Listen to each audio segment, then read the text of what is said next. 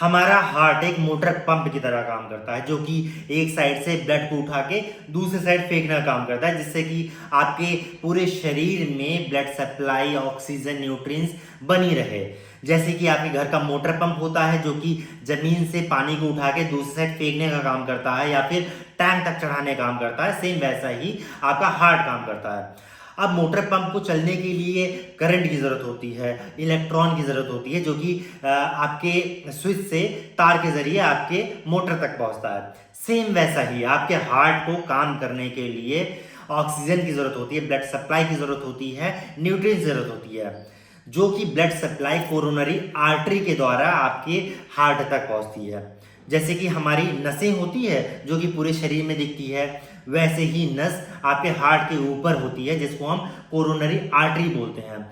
उसी coronary artery के द्वारा आपके हार्ट की खुद की मसल्स को ब्लड सप्लाई, ऑक्सीजन की पूर्ति होती रहती है। अब आते हैं आपके मोटर पंप पे।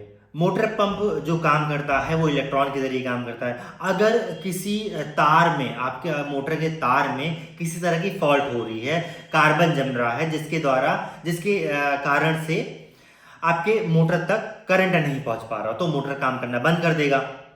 सेम वैसा ही आपके हार्ट में, आपके हार्ट के कोरोनरी आर्टरी में अगर किसी भी तरह की ब्लॉकेज आ रही है, जिसके कारण खून की सप्लाई उस मसल तक नहीं पहुंच पा रही है, तो वहां पे आप मसल जो है काम करना बंद कर देता है।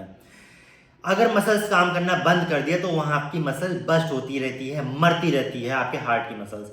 तो उसी को हम बोलते हैं दिल का दौरा, उसी को हम बोलते हैं हार्ट अटैक, उसी को हम मेडिकल टर्म में बोलते हैं मायोकार्डियल इन्फ्रैक्शन। अगर ये बात आपको समझ आ गई है तो हम आगे बढ़ते हैं कि ये होता ही क्यों है, हार्ट अटैक क्यों किसी को होता है।